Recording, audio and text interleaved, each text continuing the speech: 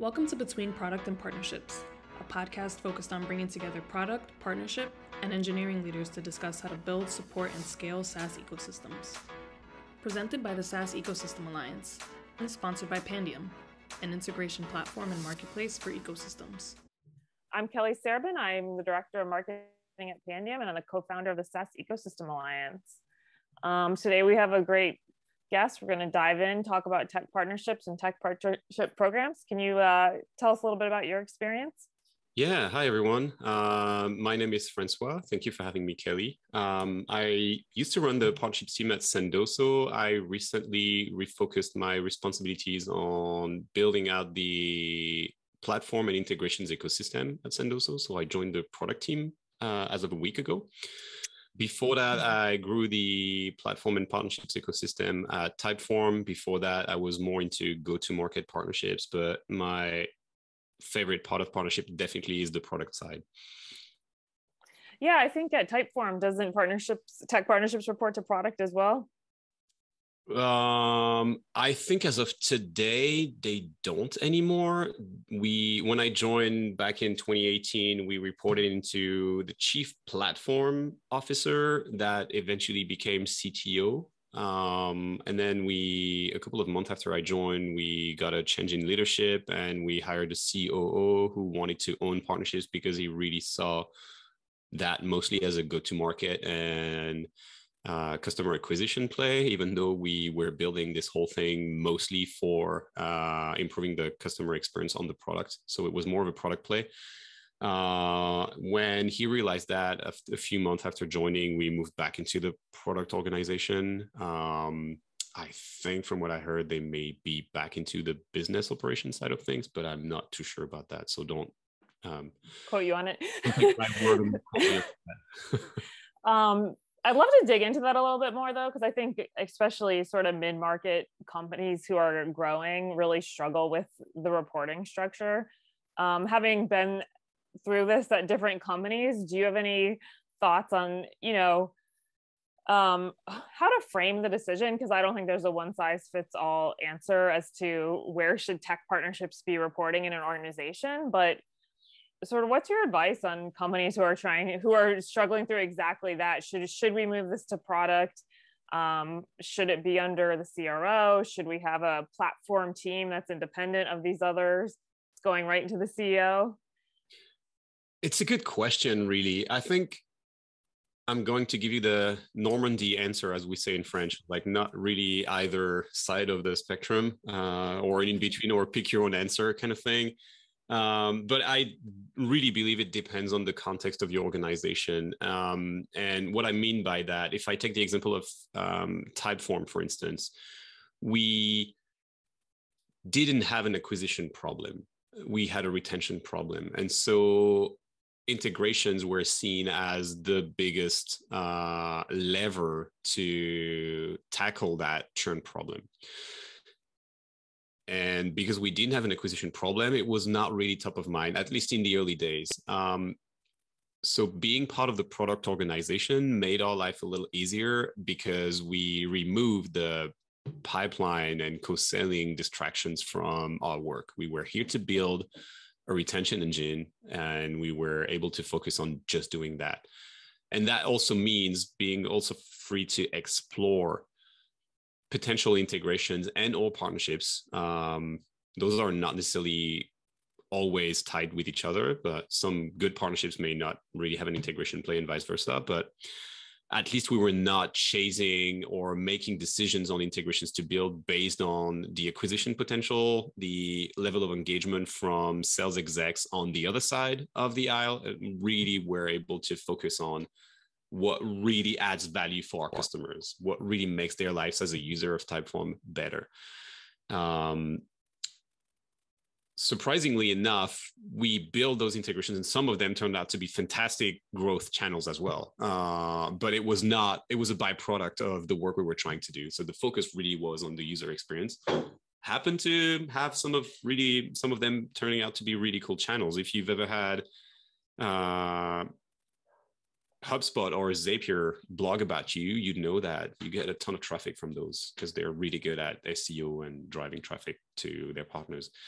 At Sendoso, the play was slightly different. Also, more of a cultural approach to partnerships as well, because we were founded by salespeople or people with a sales background. The main tag on partnerships was go-to-market motion, so co-selling, co-marketing, building out the ecosystem. We are moving partnerships as a whole into more of a central go-to-market function in the company. So partnerships, marketing, and all the sales functions and customer experience functions will actually report into one person, which I think is going to be a better position for partnerships to have an impact on the organization. We have been, for the last 6 months, part of the marketing organization, which in my opinion is the worst place to be, because you become obsessed with pipeline numbers because your CMO is obsessed with pipeline numbers. And that's the main conversations that the rest of the marketing team outside of maybe product marketing and brand might have. And so if you ask for resources to do anything else, it's really hard a conversation to have. Being more central means you can really focus on building out a partnership function. And for that matter, technology and agencies probably have more in common than we give them credit for. Like, agencies should absolutely have an impact on retention, because a customer using an agency should get a better experience around the product, should build expertise faster, should activate more, get more value, etc. So it's no different from technology partners, but I think essentially being able to have a more central function gives us more buy-in internally. Customer support will naturally be inclined to work with partnerships. Customer onboarding, same thing. Education, same thing. Marketing and sales, same thing. It's not just like pipeline, and then we have to forget a little bit about supporting our sales team. The only exception being me at Sendoso. I'm really inside the product org now, and I'm there for one good reason. We have excellent coverage. We have really smart people that will focus on the go-to-market side of things. And so my role is really going to be about growing the ecosystem and making Sendoso as valuable as possible for our customers. So I'm back to this customer first mindset now.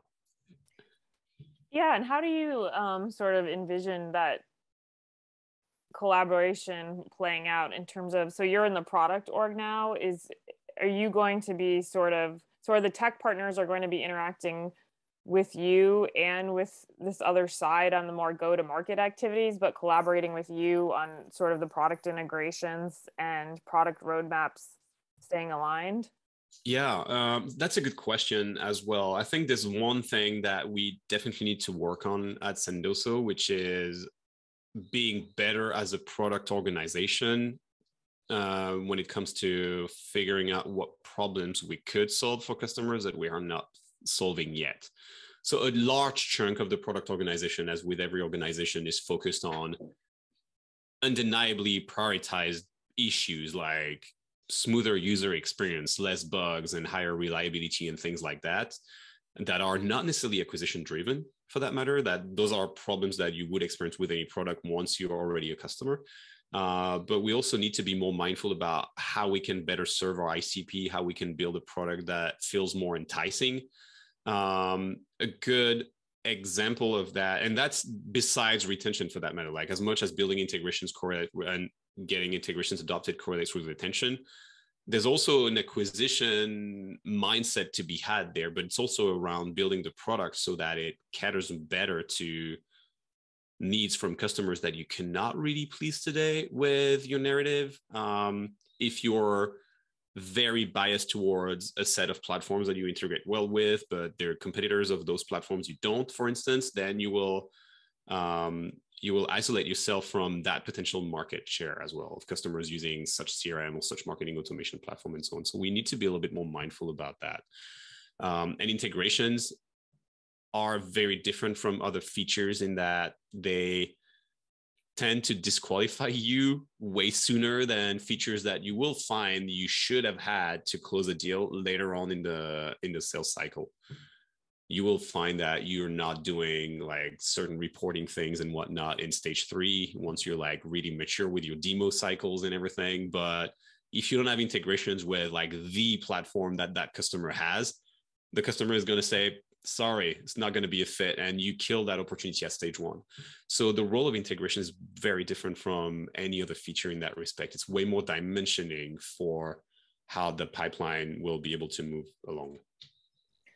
Yeah, and one thing, I've observed in the last few years is, in general, customers seem to be becoming a little bit more savvy in terms of realizing that any integration is not the same as any other integration. So I think maybe 3 to 5 years ago, a lot of companies would just say, oh, okay, you're integrated to Salesforce. Great.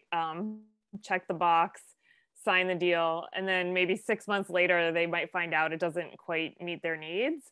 And I do hear people, and this is somewhat anecdotal, but, asking ahead of time, like actually scoping it out in a more detailed way to say, is this actually going to meet my needs, especially when you get to those more complex integrations? Is that aligned with what you're seeing, or do you feel like customers still are just kind of looking to ensure that the box is checked and that you have a connection? No, you're spot on there. It actually almost can be brought down to two orthogonal problems that you're trying to solve. One of them is you need deep integrations to actually provide that extreme value around the product by providing a very tight integration that does everything that that customer needs. And that's the retention play side of things.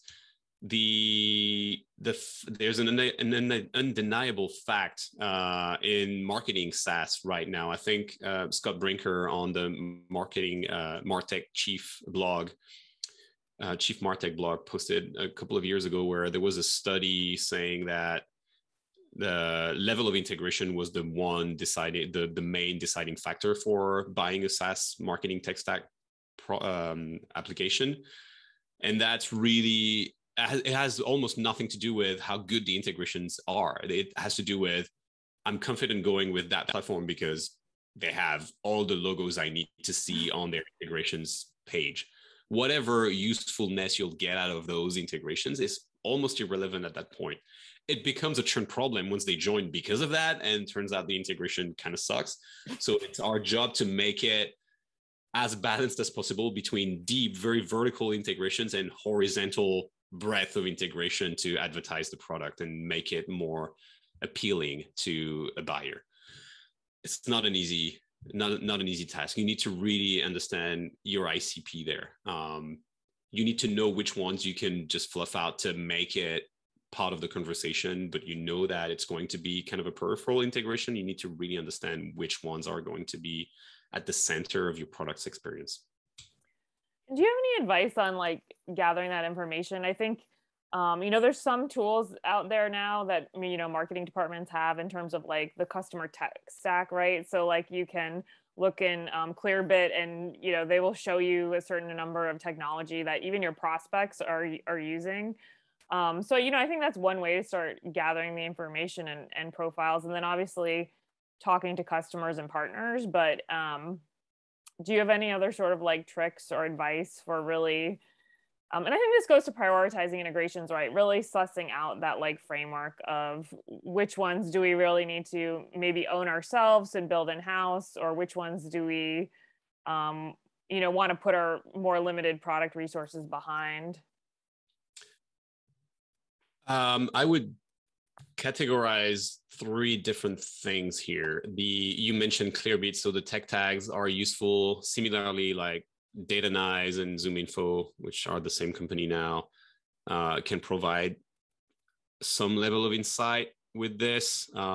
If you really have nothing to deal with, you can always do like a builtwith.com search on, see if there are like HubSpot trackers to assess that customer is using HubSpot, for instance, out of their website. It's either of those options are decent level of information, but really not that reliable down the road.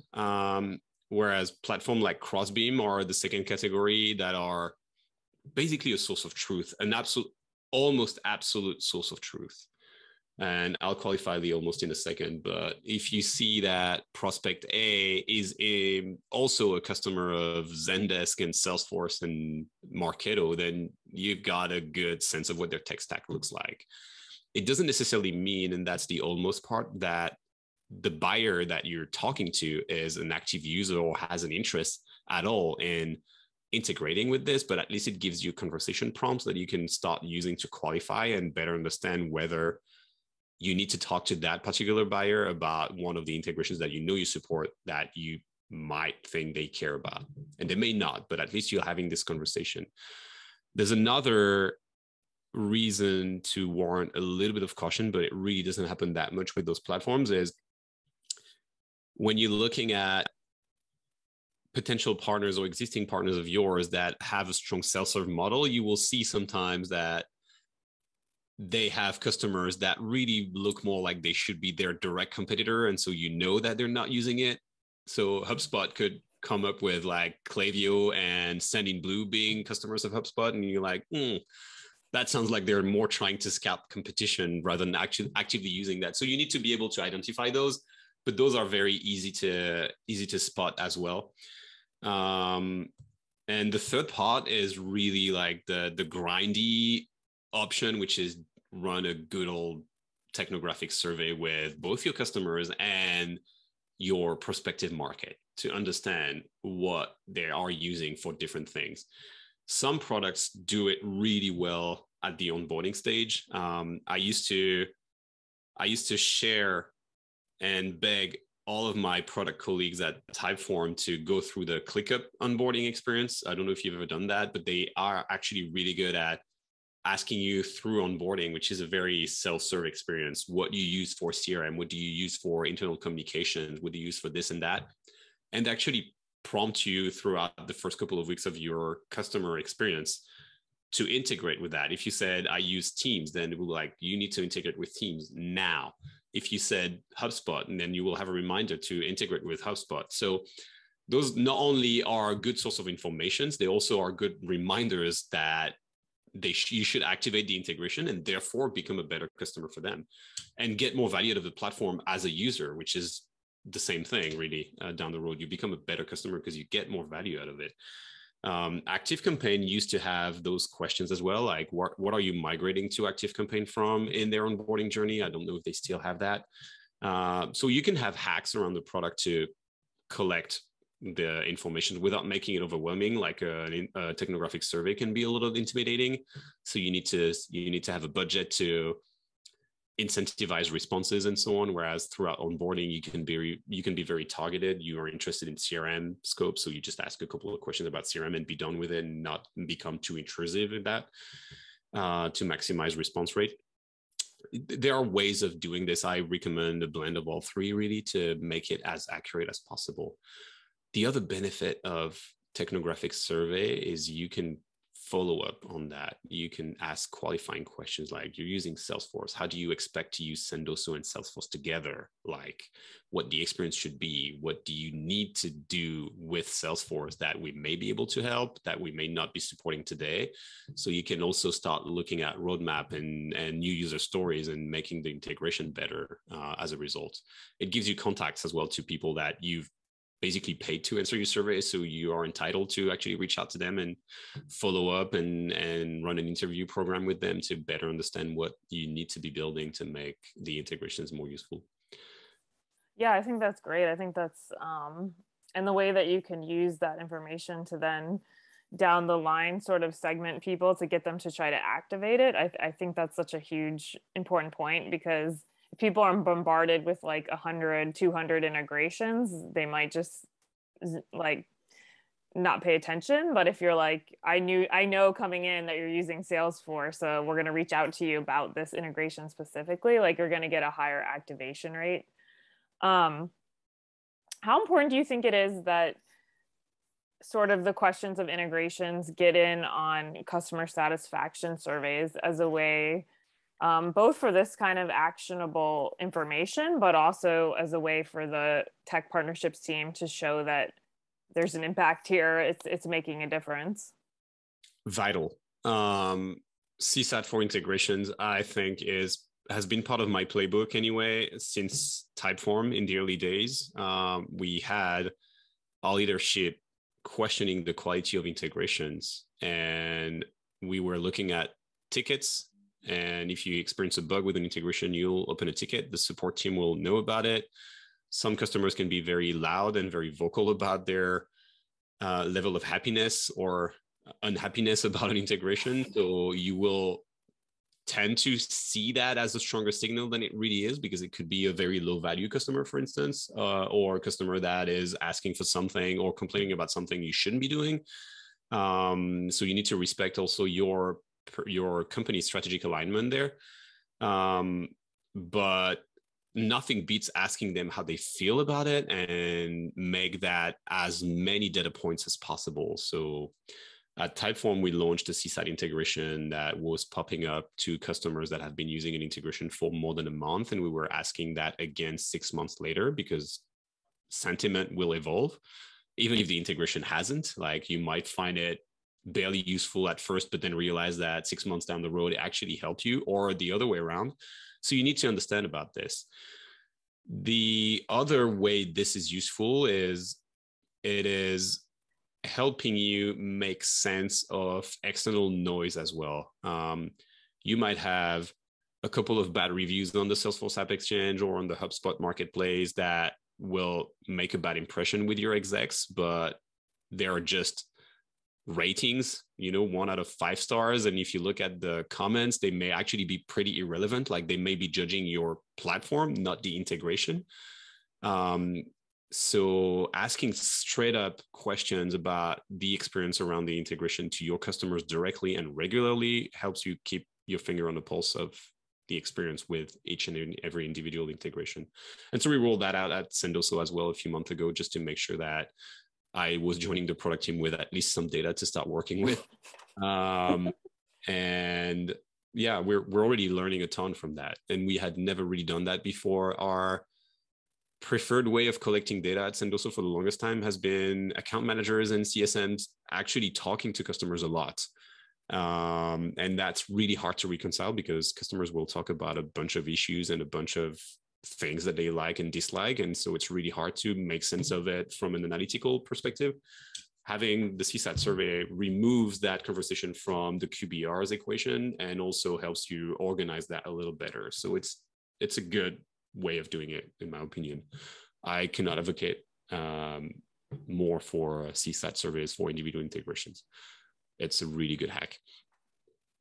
Yeah. So what about the quantitative side of this? So I think that qualitative side is so important, because when we're doing these trackings, that the best case is we're getting these amazing correlations, right? The person who's using 5 integrations, they're retained 500% more, but you can get pushback like, well, yeah, but that person was just always going to be a super user of the product. So I think that's where the qualitative data sort of helps to back it up. But in terms of the quantitative side, is this something you think mid-market SaaS companies struggle with, to actually sort of get partnerships team be able to access that data in terms of, these are the customers using these integrations, these how much they're using it, they're churning? Or do you think that's pretty much a straightforward process? You just need your product team to set it up, essentially, and your engineering team? Good question.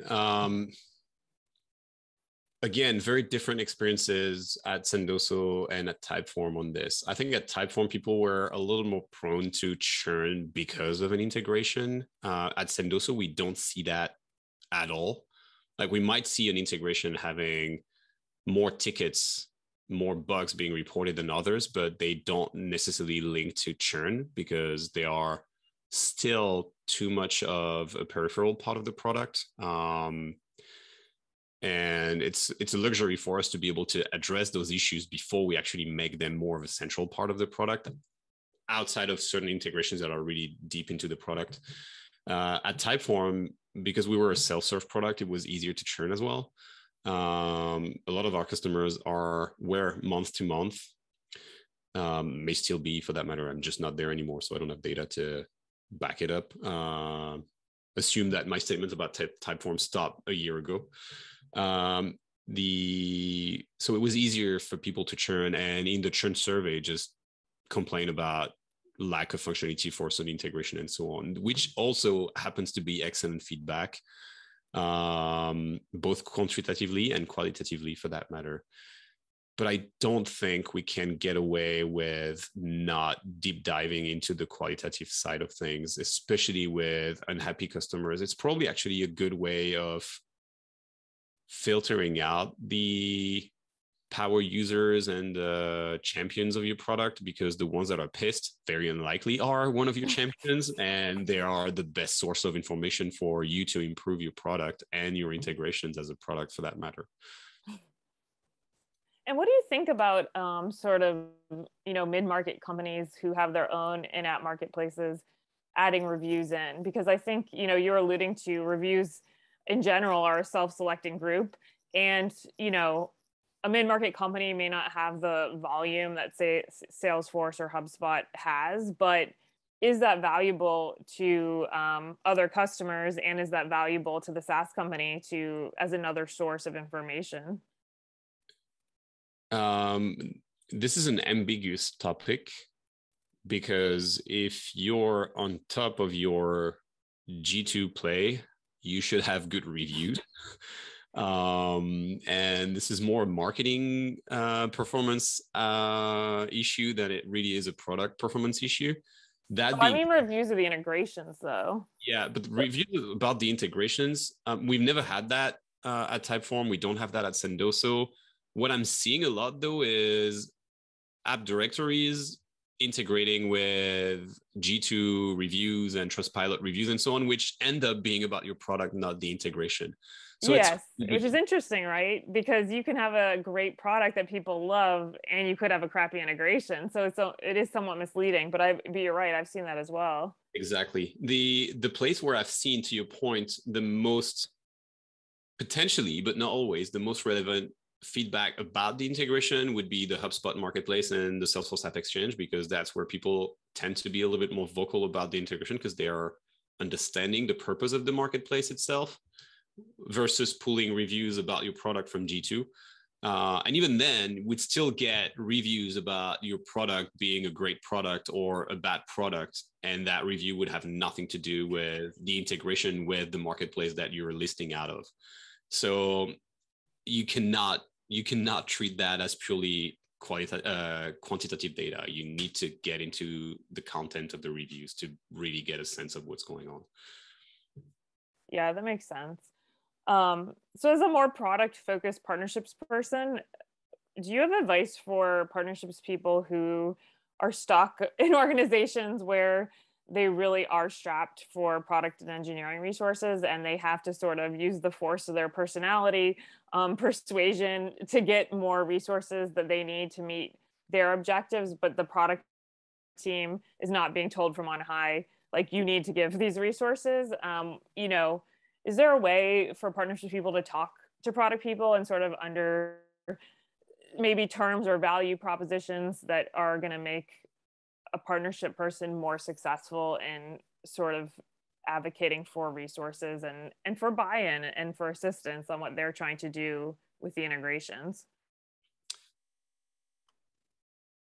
The partnership people, are always a little salesy. A lot of us actually have a sales background.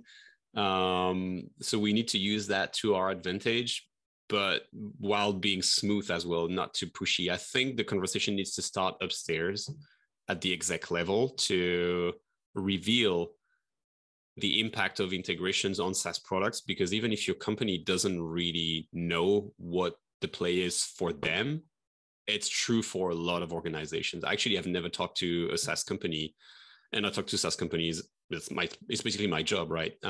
All the time. I've never talked to one that has done the homework and didn't find correlation between integrations and retention. Never.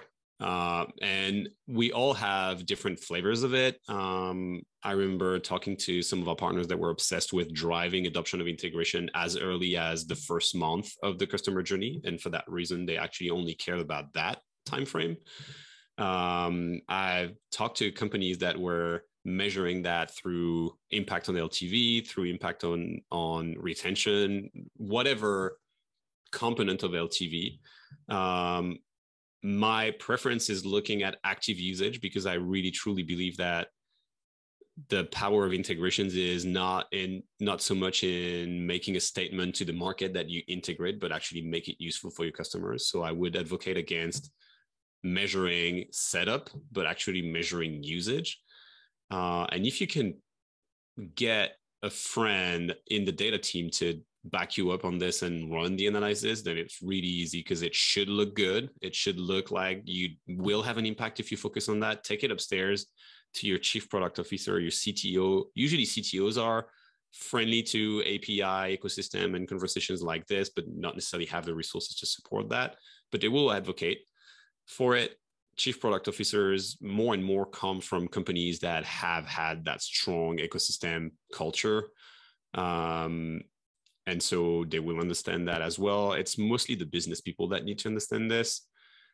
And you should not make it just a product conversation. You should advocate that it's going to be good for retention. So customer experience people will be interested in that because CSMs and account managers' lives and performance will be improved with strong integrations.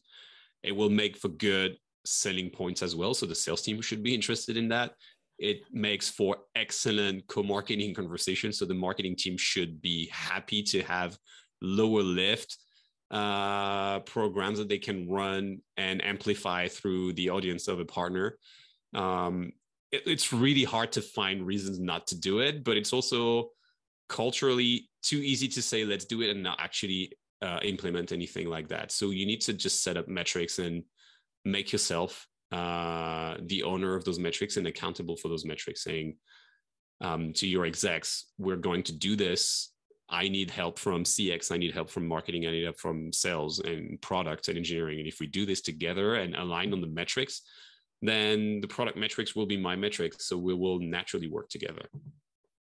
And same thing with sales and marketing and so on. So alignment on metrics is probably the easiest way to drive performance around integrations ecosystems. Yeah, that makes sense. How important do you think developer relations is in this? Because at what stage is it sort of when someone's trying to become a platform, even if they're not trying to become Salesforce, but say a platform in their space and have more people build onto them? Should companies be hiring a developer relations person? Because if you're not already a developer tool, which is a little different because they probably have that motion kind of already built out. But if your user is a marketer or, a people ops person, and you want other companies to start building onto you, those other developers, right, are going to have to start interacting and relying on your company. How important is it to start that function, and at what stage should that function be started, if it should be? I think as soon as you have an API that you may have built for internal reasons but started to expose, you should have DevRel people on board. And it doesn't necessarily mean having a full-time DevRel person, but at least have someone in the company with that mentality. Could be an engineer, could be a product owner, could be a sales engineer for that matter, but you need to be able to lean on someone to talk about the API. When I joined Sendoso, we had an API. We only had one partner building on it. And within a year of just saying, the API is there, let's talk about it more. And we didn't do a lot, really. We just started talking about it and we started tracking it.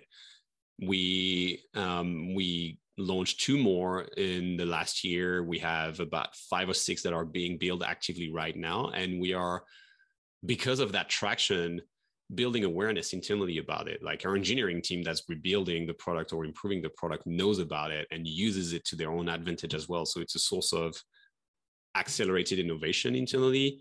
Our sales engineers are more comfortable talking about our API to customers that might want to use the API as well. I wish we had a developer relations person. Today we don't, but we're hacking around it to provide that type of content, to build code samples and things like that, to list out building blocks that we need to add to the product to make the developer experience nicer and smoother as well. Better documentation, better code samples, better visibility. It might feel hard to justify that for certain business models. At Typeform, it was a no-brainer. We had between 50 and when I joined and 100,000 customers when I left. We had maybe 5,000 developer apps registered on the platform. So, and we had one DevRel person. That's quite the load to manage. Not to manage, but turned out to be a rock star. Actually having a small DevRel team might not be a nice thing for the DevRel person, but it's a good thing for the product because it forces you to obsess about the developer experience, make it as self-serve as possible. And that in turn attracts more people to actually think about using it, building, creating a developer app and using your API rather than having to talk to someone to set up your API keys and stand up a sandbox and things like that. So Typeform, in a sense, was a product that was naturally a good fit for that scaling without necessarily having a huge team. But that guy, Nicolas Grenier, I'm going to mention his name because it's almost the same name as mine with a typo. He is a rock star in that space. He knows every DevRel in the world. So he also accelerated the pipeline for integrations. He worked on so many other things than DevRel, like building proof of concepts for integration works that we wanted to build ourselves so we could pass it on to our product team. So we would bootstrap and bushwhack a third-party API to actually make our engineering's life easier when it came to us to actually build it and generate a ton of content around your API. At Sendoso, it might be a little early to have someone fully dedicated to that, but the mindset needs to be here and actually is here to build those code samples, talk to developers as much as possible, which is one of the things that I'm focusing on right now. Make an audit of our API. Turns out our API is great. We just need to talk to someone to use it. And it's lucky because the level of demand is not that much. So it gives me an excellent excuse to actually do my field research on what the developer experience is. So I don't feel like I need to make it too easy right away because I'm learning a lot from those interactions. But down the road, as we want to scale this, we will have to make it as self-serve as possible as well. So you just need to find the right time. Again, I think we're probably 6 months away from actually needing someone full-time to do this. No, I think that's great advice that it can be a product person, it can be an engineer, it can be someone doing it part-time as long as you have some resource at least paying attention to it and the partnership person sort of using that to get more information about what will make it scalable and what's working and what's not. So last question, is there anything that you see sort of tech partnerships leaders either doing or believing that you think is a mistake or is being approached the wrong way in the field? Any advice that you would give if out there to your peers? It's a hard question to answer because it really depends on, again, the context of your own organization, right? What I'm doing now covers the same business KPIs and goals that I had at Typeform, but the way of doing it is radically different.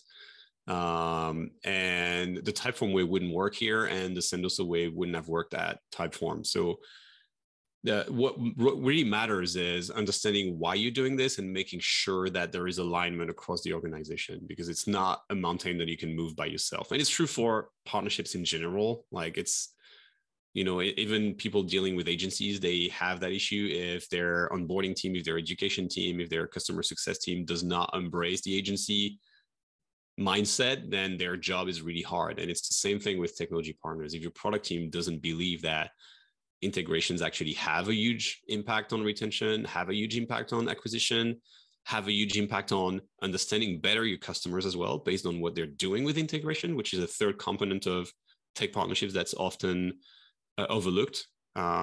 Look at what your customers are doing with the integrations and you'll learn more about what they actually do with the product. And it really is very obvious in many cases by just doing this, and not enough people do it. So convey those three messages, show data to back it up, and build alignment with your whole exec team is really, really important here. Yeah, I think that's a great point. I love that idea of using it to better understand the customer's perspective on your own product. And I think tied to that, a lot of times people don't realize that higher integration usage leads to higher product usage. So because you're in there using the integration and it's maybe providing new functionality, you end up discovering something else in the product that's related to it, but is just in the product. And of course, product teams love to see that, right? They're like, oh, this is making customers actually use our product more, not just use the integration. Absolutely. And I was making that point actually yesterday on the meeting internally, that when I was at Typeform, we saw one particular integration growing really fast at some point. And it was with a platform that was 100% focused on e-commerce. And we didn't really have e-commerce as one of our buyer persona or verticals that we were marketing to. But we actually discovered that it was a huge piece of our customer profile by just looking at them using that integration so much. Like, we're missing something here. Let's get on it. So yeah, it brings things to the table that you would never think of, or that you might think are secondary until they become too obvious. So awesome. yeah, it's a new source of data on better understanding what your customers do with your product. Well, thank you so much for joining us today and sharing all your expertise. Well, I appreciate it. Thank you for having me. Is there anywhere where people can reach you? Just LinkedIn, Sendoso.com? LinkedIn, partners at Sendoso.com, developers at Sendoso.com. But yeah, hit me up on LinkedIn. I'm on the CSA Slack group. I'm on the product leader Slack group as well. I'm on your Slack group. So so people can find you everywhere. Wherever they are, you are there. Exactly. All right. Thank you. Thanks for tuning in. If you enjoyed the content, subscribe to our channel and give us a thumbs up. If you're someone who is working on building and scaling SaaS product partnerships, we invite you to apply to be a member of our community at SaaSEcosystemAlliance.com.